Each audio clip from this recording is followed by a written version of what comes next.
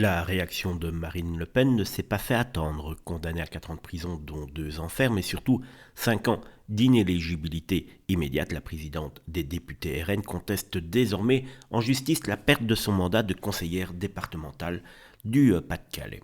Elle a saisi le tribunal administratif de Lille, introduisant un recours suspensif pour bloquer sa démission d'office actée par la préfecture.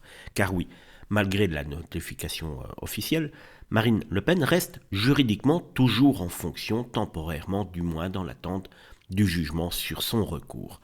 Ce rebondissement intervient 3 semaines après sa condamnation par le tribunal correctionnel de Paris.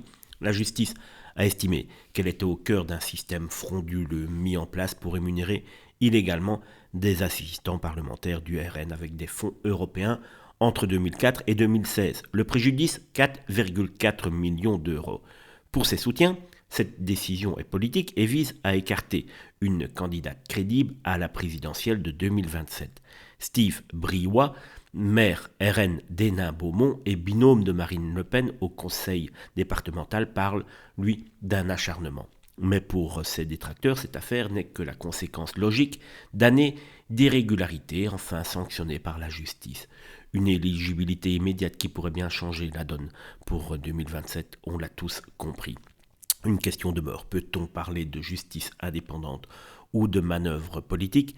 Marine Le Pen joue gros, son avenir politique pourrait se décider non pas dans les urnes mais devant un tribunal, mais en tout cas, celle-ci, comme je vous l'ai dit en préambule de cette vidéo, a fait appel de cette perte de son mandat de conseillère départementale du Pas-de-Calais, car non seulement on essaye tout simplement de l'exterminer, on va employer ce mot, du champ national, mais aussi on veut la priver de son mandat de conseillère départementale, véritablement une chasse à l'homme, ou plutôt à la femme.